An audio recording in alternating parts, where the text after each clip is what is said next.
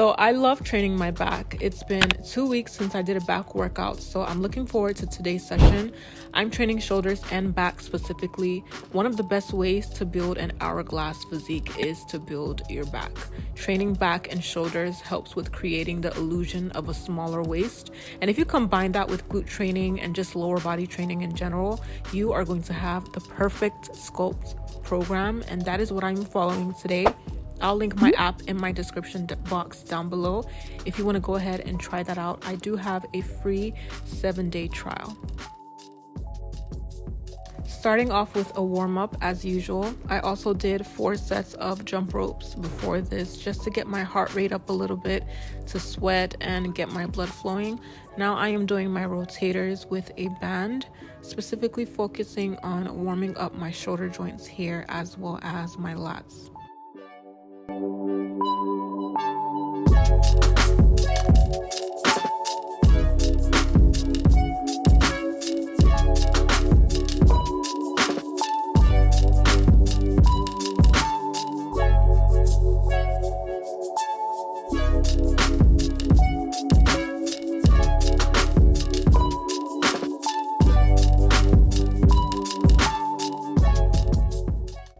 I'm moving on to my first official exercise of the day, which is a deadlift. I always start my workouts with the compound lift. Starting your workouts with the compound lift is what I would advise the most, because those are the exercises that engage multiple muscle groups simultaneously, making it very efficient for building strength and muscle mass. Also, it does require a lot more energy and focus to perform compound lifts, so doing them at the beginning when you're fresh ensures better form and performance. I started off with 60 kg, and I don't really do very heavy deadlifts anymore because it always compromises my form and strains my lower back. So my back will end up hurting for days at a time, and it is really not a great feeling because then it would affect how I would perform my other exercises during my days, like squats. It will be so painful to just go down on my squats. So this is just a tip. You do not need to lift heavy all the time. I find keeping my weights relatively in the middle helps me with my control and my form.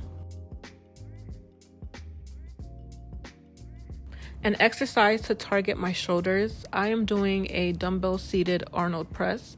So with the Arnold Press, I try to move in a vertical plane. So I don't go out with the dumbbell. I try to keep it kind of like 45 degrees in front of me. If you're going to do this, I advise that you make sure that you keep your elbows in. Don't flare them out fully because you really want to make sure that you protect your shoulders. And I try to move up in a vertical plane so I don't go and put my dumbbells through the side whenever I'm lifting up and then turn them in front of me whenever I'm lowering the weight. So I try to keep them in the same plane of motion.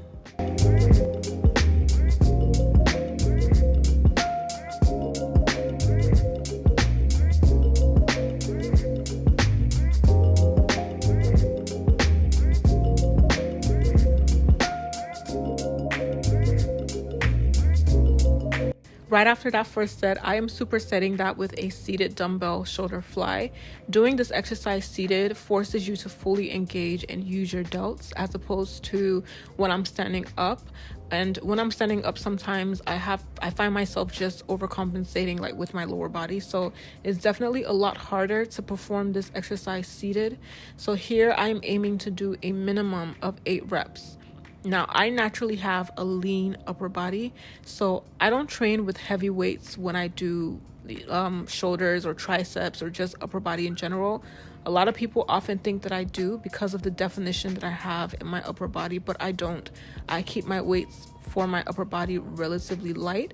It's just that my upper body is naturally lean, so I'm gonna get those cuts anyway. So the shoulder press was a vertical push, and now I am moving on to a vertical pull, which is the chin-ups. Now I'm aiming to do 10 reps here, and I'm using my resistance band for assistance. This helps me most where the exercise is actually the easiest, which is at the bottom. So you could use an assisted pull-up machine if you have access to that. That will probably be a little bit more beneficial than using the resistance band itself. Or you can use a band if you don't have if you don't have access to the pull-up machine.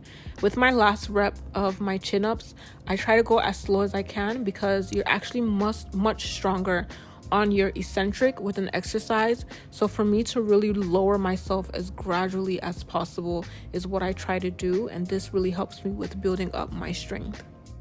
Next is a staple in all my back workouts, and that is the seated cable lat pull down. I am using a semi-narrow bar here to get the most out of this exercise. My tips are: 1, always make sure that you sit with your knees securely placed under the thigh pads and your feet flat on the floor. I notice most people sit with their legs wide out. They don't really pay attention to those key details, but that can make all the difference to your lifts because it can destabilize you. You'll get more control when your knees are under your pads securely.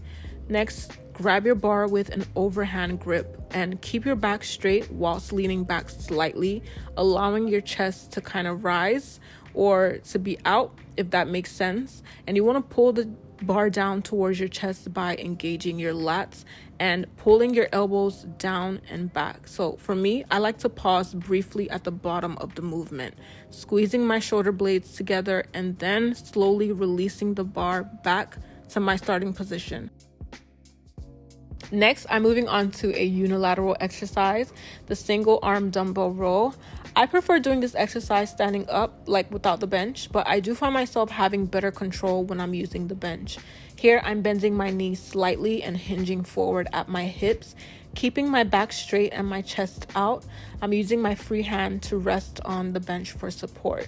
This is also a very easy exercise to get wrong because most people think about just pulling the dumbbell off the ground, but this is a lat targeting exercise and you have to perform a rowing motion.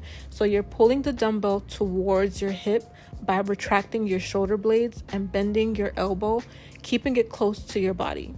At the top of the movement, you want to squeeze your back muscles and then slowly lower the dumbbell back to your starting position. With any exercise you perform, focus on using controlled movements and engaging your muscles throughout the exercise.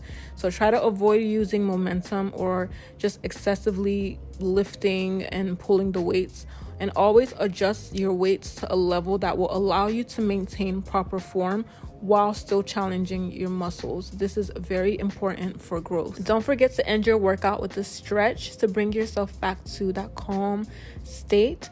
Honestly, training for me really is the highlight of my day because I feel like it brings me back to what we're kind of born to do. And training doesn't necessarily mean that you have to go to failure with every single set, like I said before. You don't have to train as hard as you can, as often as you can. I think it's very important to find something that works for you and that you really enjoy. But just having that moment in your day where your head is exactly where it needs to be is really good for your overall mental well-being. So yeah, thank you so much for watching today's video, and I will see you in my next one. Bye.